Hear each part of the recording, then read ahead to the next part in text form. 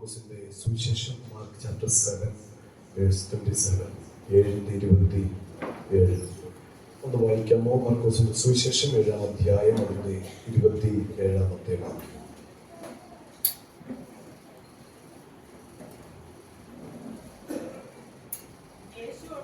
യേശു അവളോട്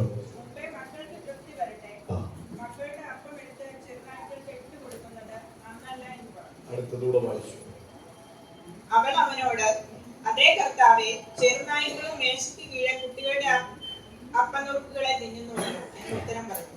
അവൻ അവളോട്, ഈ വാക്ക് നിമിത്തം പൊയ്ക്കൊള്ളുക, ഭൂതം നിന്റെ മകളെ വിട്ടുപോയിരിക്കുന്നു എന്ന് പറഞ്ഞു. യേശുവും സ്ത്രീ ആരാണെന്ന് നമുക്കറിയാം. ഫെനിക്കാരി സ്ത്രീയാണ്. പുള്ളിക്കാരിയും യേശുവും തമ്മിലുള്ള സംവാദം അല്ലെങ്കിൽ സംഭാഷണമാണ് നമുക്കിവിടെ കേൾക്കാനായിട്ട് പറ്റുന്നത്. യേശു കർത്താവിൻ്റെ അരികിലേക്ക് കൊച്ചുമകളുടെ സൗഖ്യം ആഗ്രഹിച്ച് കടന്നു വരുന്ന ഒരു സഹോദരി. പുള്ളിക്കാരത്തി അതിൻ്റെ ഹിസ്റ്ററി താഴോട്ട് വായിക്കണമെങ്കിൽ അത് മനസ്സിലാക്കണമെങ്കിൽ 7-ാം അധ്യായം അതിൻ്റെ 24-ാമത്തെ വാക്യം മുതൽ അത് വായിച്ചാലേ കുറച്ചുകൂടെ ഗ്രഹിക്കാനായിട്ട് പറ്റത്തുള്ളൂ. നമുക്ക് ആ ഭാഗം ഒന്ന് ശ്രദ്ധിക്കാം. അവൻ അവിടെ നിന്ന് പുറപ്പെട്ട് സീദോന്റെയും സോരിന്റെയും അതിർനാട്ടിൽ ചെന്ന് ഒരു വീട്ടിൽ കടന്നു. അടുത്തത്, ആരും അറിയരുത് എന്ന് ഇച്ഛിച്ചുവെങ്കിലും തനിക്ക് മറഞ്ഞിരിക്കുവാൻ സാധിച്ചില്ല. അടുത്തത്, അശുദ്ധാത്മാവ് ബാധിച്ച ചെറിയ മകളുള്ള ഒരു സ്ത്രീ അവന്റെ വസ്തുത കേട്ടിട്ട് വന്ന് അവന്റെ കാൽക്കൽ വീണു. അവൾ സുറഫനിക്ക ജാതിയിലുള്ള ഒരു യവന സ്ത്രീ ആയിരുന്നു. തന്റെ മകളിൽ നിന്ന് ഭൂതത്തെ പുറത്താക്കുവാൻ അവൾ അവനോട് അപേക്ഷിച്ചു. യേശു അവളോട്, മുൻപേ മക്കൾക്ക് തൃപ്തി വരട്ടെ, മക്കളുടെ അപ്പം എടുത്ത് ചെറുനായ്ക്കൾക്ക് കൊടുക്കുന്നത് നന്നല്ല എന്ന് പറഞ്ഞു. അവൾ അവനോട്, അതേ കർത്താവേ, ചെറുനായ്ക്കളും മേശയ്ക്ക് കീഴെ കുട്ടികളുടെ അപ്പം നുറുക്കുകളെ തിന്നുന്നുവല്ലോ എന്ന് ഉത്തരം പറഞ്ഞു. അവൻ അവളോട്, ഈ വാക്ക് നിമിത്തം പൊയ്ക്കൊള്ളുക, ഭൂതം നിന്റെ മകളെ വിട്ടു പോയിരിക്കുന്നു എന്ന് പറഞ്ഞു. ഭൂതം നിന്റെ മകളെ വിട്ട് പോയിരിക്കുന്നു. ഇതിന്റെ സാഹചര്യം, ഇതിന്റെ കോണ്ടസ്റ്റ് നമുക്ക് നന്നായിട്ട് അറിയാം. മോഡൽ സൗഖ്യം അല്ലേ? നമ്മുടെ വീട്ടിലാണെങ്കിലും ഒരു ഹീലിംഗ് ആഗ്രഹിക്കുന്നെങ്കിൽ നമ്മൾ ആദ്യം പോകാവുന്ന വഴിയെല്ലാം എന്ത് ചെയ്യും? ഞാനൊക്കെ അങ്ങനെ പോയിട്ടുണ്ട്. ഞങ്ങളുടെയൊക്കെ വീട്ടിലെ പ്രശ്നങ്ങൾ, ഓരോ വിഷയങ്ങൾ കയറി വരുമ്പം ഇതൊക്കെ മാറുവാനായിട്ട് ഹരിപ്രിയം, ഇതൊക്കെ മാറാനായിട്ട് വിശ്വാസ ജീവിതത്തിലേക്ക്, യഥാർത്ഥ വിശ്വാസത്തിലേക്ക് വരുന്നതിന് മുൻപ് പല വഴികളും തിരഞ്ഞെടുത്തിട്ടുണ്ട്. പക്ഷെ ഇവിടെ വന്നെത്തിയത് ഒരു സ്ട്രെയിറ്റ് വേയിലാണ് അല്ലേ? നേരെയുള്ള ഒരു വഴിയിലാണ് വന്നത്. ഞങ്ങളൊക്കെ ഞങ്ങളുടെയൊക്കെ പാരമ്പര്യത്തില് ഒത്തിരി പരിഹാരക്രിയകളും മറ്റു കാര്യങ്ങളും കർമ്മങ്ങളും കർമ്മകാണ്ഡങ്ങളും ഒക്കെ ചെയ്യാനായിട്ട് ഞങ്ങൾ പോയിട്ടുണ്ട്. എൻ്റെ അപ്പൻ മരിക്കുന്ന സമയത്ത് കർമ്മം ചെയ്യുന്നയാൾ പറയാ, സുരേഷിന്റെ ഒക്കെ അപ്പൻ മരിച്ചുപോയ പുള്ളിയുടെ ആത്മാവ് ഇതിലെ എന്ത് ചെയ്യും? ഇങ്ങനെ മറ്റുള്ളവരെ പേടിപ്പിക്കാനും അല്ലാതൊക്കെ അലഞ്ഞു തിരിഞ്ഞ് നടക്കും. അതുകൊണ്ട് നമുക്കൊരു കാര്യം ചെയ്യണം. പുള്ളിയുടെ പോക്കറ്റ് പണിക്ക് വേണ്ടിയാണ് നമുക്കറിയത്തില്ലായിരുന്നു.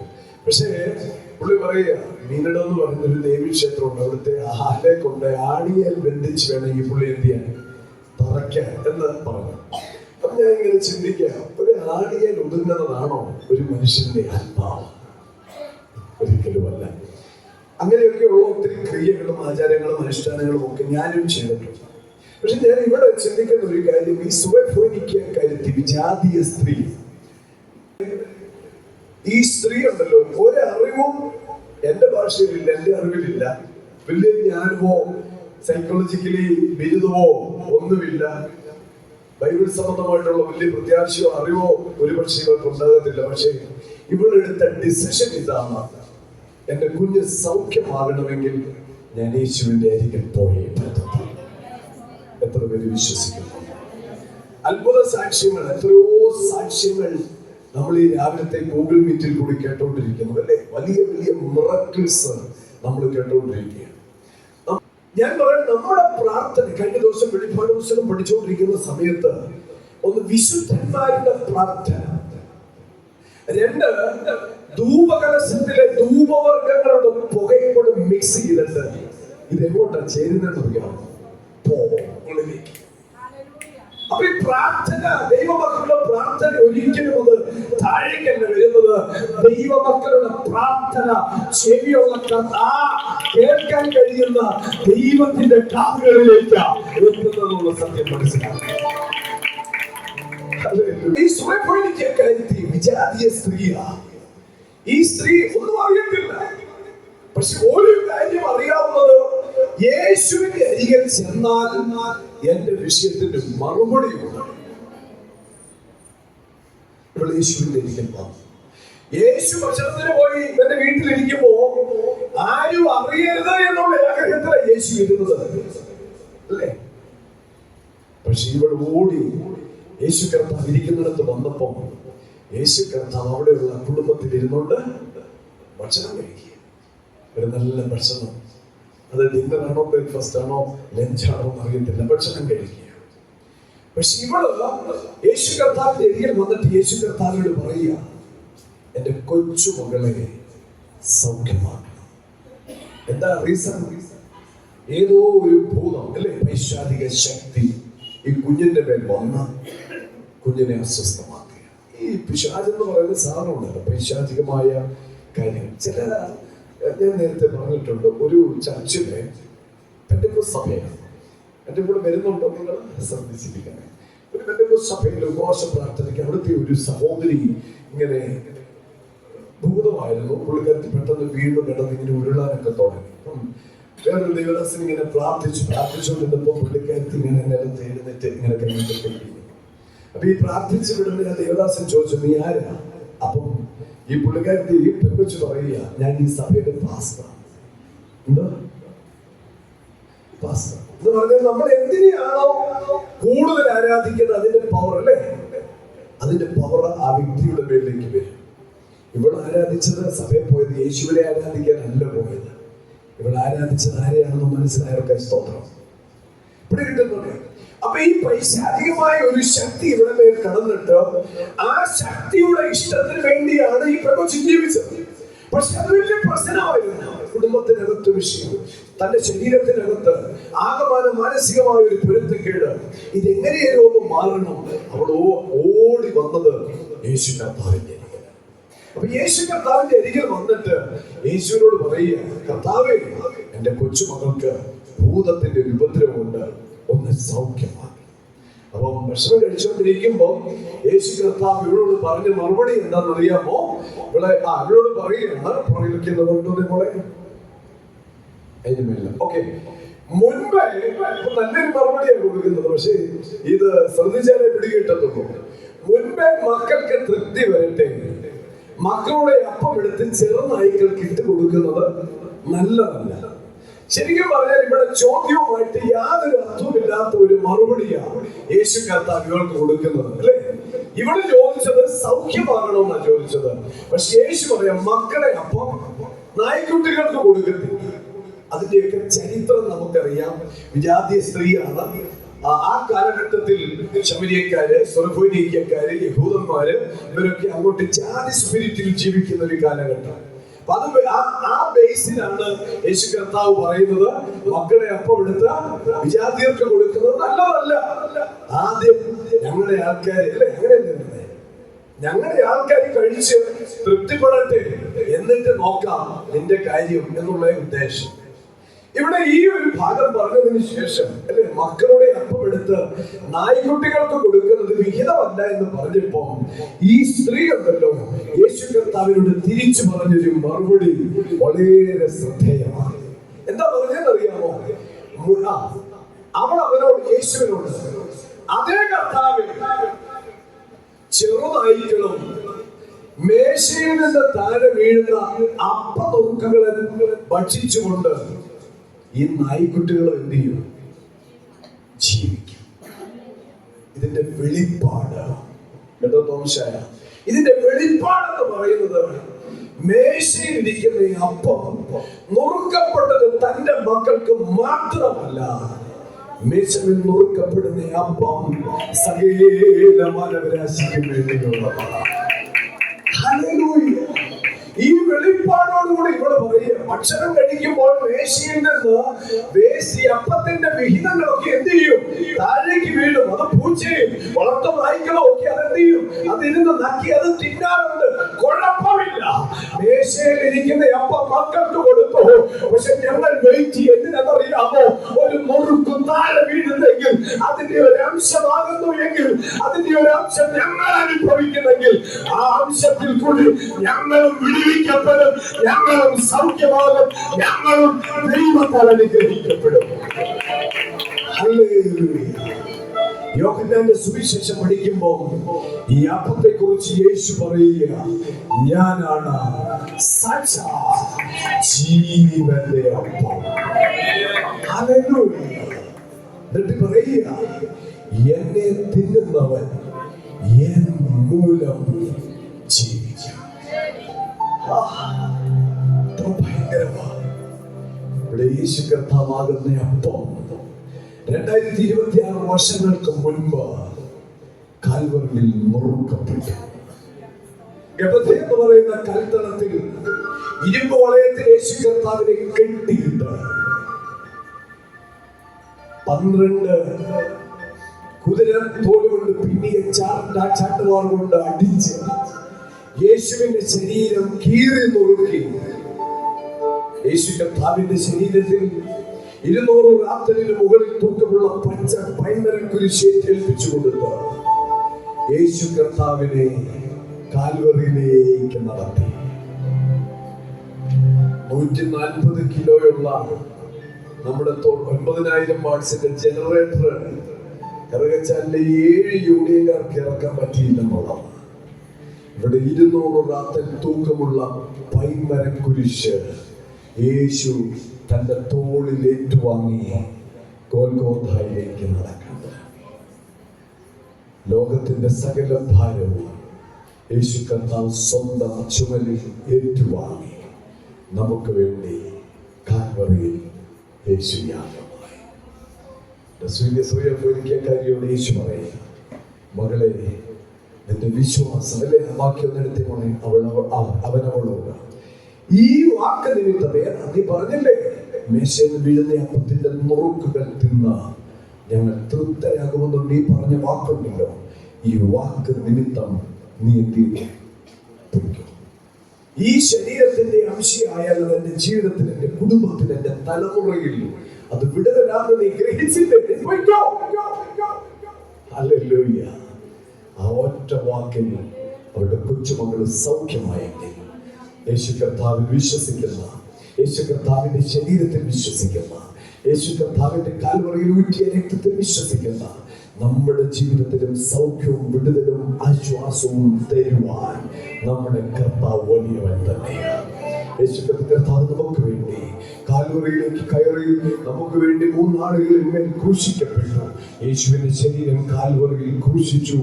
ആ ക്രൂശിച്ച ക്രൂശും യേശുവിനെയും കൂടെ കാൽവറിയുടെ ഏറ്റവും മുകൾ പരപ്പിൽ 2 കള്ളന്മാരുടെ നടുവിൽ നാട്ടി തറയ്ക്കുവാനായിട്ട് ഏൽപ്പിച്ചു കൊടുത്തു.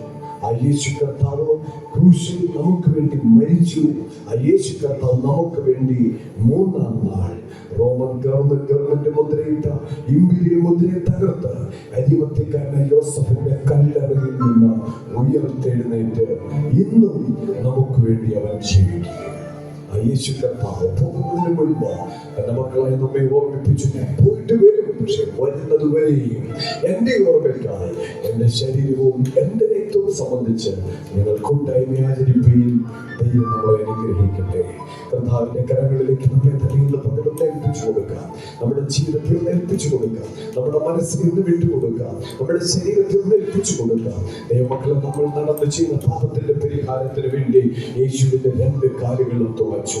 നമ്മൾ കൈകൊണ്ട് ചെയ്ത പാപത്തിന്റെ പരിഹാരത്തിന് വേണ്ടി 2 കൈകളും യേശുവിന്റെ തുളച്ചു. നമ്മൾ ചിന്തിച്ച് ചെയ്ത പാപത്തിന്റെ പരിഹാരത്തിന് വേണ്ടി വിശുദ്ധ കിരീടം തളച്ചു യേശുവിന്റെ ശിരസിൽ. നമ്മൾ ഹൃദയം കൊണ്ട് ചെയ്ത പാപത്തിന്റെ പരിഹാരത്തിന് വേണ്ടി യേശുവിന്റെ വിലാപ്പുറം തുളച്ചു. നമ്മൾ ശരീരം കൊണ്ട് ചെയ്ത പാപത്തിന്റെ പരിഹാരത്തിന് വേണ്ടി യേശുവിന്റെ ശരീരം നമുക്ക് വേണ്ടി ഉഴവുചാലുപോലെ കീറുന്നു. നാം വിടുവിക്കപ്പെടുവാൻ, നാം സൗഖ്യമാകുവാൻ, നാം അനുഗ്രഹിക്കപ്പെടുവാൻ, പുത്രന്റെ രാജ്യത്തിൽ പ്രവേശിക്കുവാൻ പിതാവ് നമുക്ക് വേണ്ടി ചെയ്ത സകല ഉപകാരങ്ങളെയും ഓർത്തുകൊണ്ട് ദൈവസന്നിധിയിൽ എഴുന്നേറ്റ് ചേർന്ന് കർത്താവിനെ നമുക്ക് മഹത്വപ്പെടുത്താം. ദൈവസന്നിധിയിൽ ചേർന്ന് എഴുന്നേറ്റ് ദൈവത്തെ നമുക്ക് ആരാധിക്കാം. ദൈവം നമ്മുടെ എല്ലാവരെയും ധാരാളമായി ബലപ്പെടുത്തട്ടെ.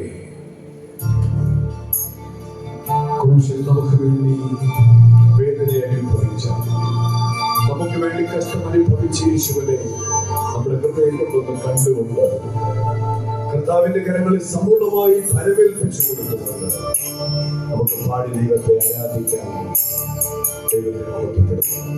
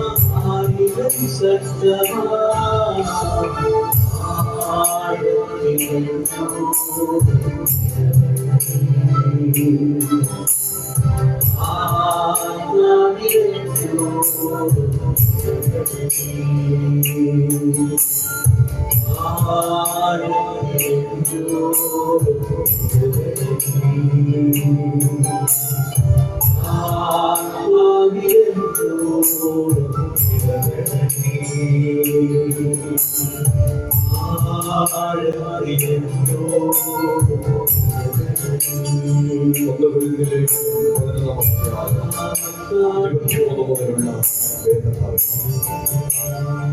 ഞാൻ കർത്താവിൽ നിന്ന് പ്രാപിക്കുകയും നിങ്ങൾ കേൾപ്പിക്കുകയും ചെയ്തത് എന്തെന്നാൽ, കർത്താവായ യേശുവിനെ കാണിച്ചു കൊടുത്ത രാത്രിയിൽ അവൻ അപ്പമെടുത്ത് സ്തോത്രം ചൊല്ലി നുറുക്കി, ഇത് നിങ്ങൾക്ക് വേണ്ടിയുള്ള എന്റെ ശരീരം, എന്റെ ഓർമ്മയ്ക്കായി ഇത് ചെയ്യുവിനെന്ന് പറഞ്ഞു. അവിടെ തന്നെ അത്താഴം കഴിഞ്ഞ ശേഷം അവൻ പാനപാത്രവും എടുത്തു, ഈ പാനപാത്രം എന്റെ രക്തത്തിൽ പുതിയ നിയമമാകും, ഇത് കുടിക്കുമ്പോഴൊക്കെയും എന്റെ ഓർമ്മയ്ക്കായി ചെയ്യുവിൻ എന്ന് പറഞ്ഞു. അങ്ങനെ നിങ്ങൾ ഈ അപ്പം തിന്നുകയും പാനപാത്രം കുടിക്കുകയും ചെയ്യുമ്പോഴൊക്കെയും കർത്താവ് വരുവോളം അവന്റെ മരണത്തെ പ്രസ്താവിക്കും. അതുകൊണ്ട് അയോഗ്യമായ അപ്പം തിന്നുകയോ കർത്താവിന്റെ പാനപാത്രം കുടിക്കുകയോ ചെയ്യുന്നവരെല്ലാം കർത്താവിന്റെ ശരീരവും രക്തവും സംബന്ധിച്ച് കുറ്റക്കാരനാകും. മനുഷ്യൻ തന്നെത്താൻ ശോധന ചെയ്തിട്ട് വേണം ഈ അപ്പം തിന്നുകയും പാനപാത്രത്തിൽ നിന്ന് കുടിക്കുകയും ചെയ്യുക. തിന്നുകയും കുടിക്കുകയും ചെയ്യുന്നവൻ ശരീരത്തെ വിവേചിക്കാഞ്ഞാൽ തനിക്ക് ശിക്ഷാവിധി തിന്നുകയും കുടിക്കുകയും ചെയ്യുന്നു. ഇത് ഹേതുവായി നിങ്ങളിൽ പലരും ബലഹീനരും രോഗികളുമാകുന്നു, അനേകരും നിദ്ര കൊള്ളുന്നു. നാം നമ്മെ തന്നെ വിധിച്ചാൽ വിധിക്കപ്പെടുകയില്ല. ഒരു നിമിഷം മൗനമായി യേശുവിനെ ഹൃദയം കൊണ്ട് വിശ്വസിച്ച് നാവ് കൊണ്ട് യേശു കർത്താവും രക്ഷകനും ദൈവമാണെന്ന് ഏറ്റുപറഞ്ഞു. യോഹന്നാൻ സ്നാപകന്റെ കൈകളിൽ യേശു സ്നാനം സ്വീകരിച്ചതുപോലെ വെള്ളത്തിൽ മുഴുകൽ സ്നാനം സ്വീകരിച്ചു.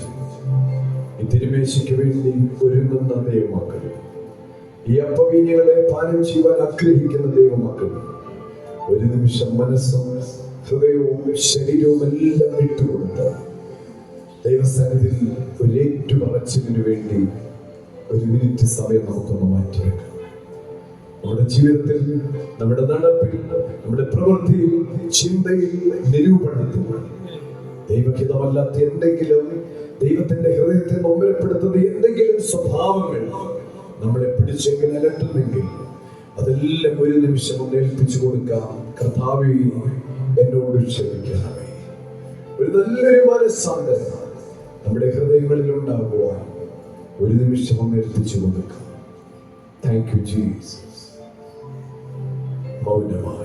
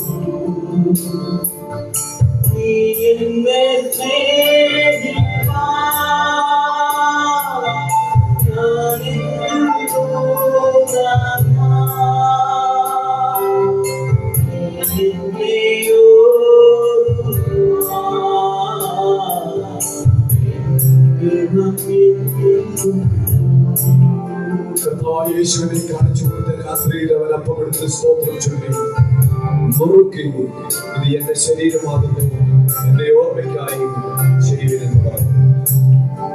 അവിടെ തന്നെ അത്താഴം കഴിഞ്ഞ ശേഷം അവൻ പാനപാത്രം എടുത്തു, ഈ പാനപാത്രം എന്റെ രക്തത്തിൽ പുതിയ നിയമമാകുന്നു. ഇത് കുടിക്കുമ്പോഴും കേളിയും എന്റെ ഓർമ്മയ്ക്കായി ചെയ്യുകയും എന്ന് പറഞ്ഞു. നമുക്ക് ഒന്നിച്ച് അപവീതികളെ കയ്യിലെടുത്ത് പാട്ടിന് ശേഷം പരസ്പരം അങ്ങോട്ടും ഇങ്ങോട്ടും കുളിച്ചു കൊടുത്ത് ഈ ശുശ്രൂഷയിൽ നമുക്ക് പങ്കാളികളാകാം. ദൈവം നമ്മളെ എല്ലാവരെയും ധാരാളമായി അനുഗ്രഹിക്കും.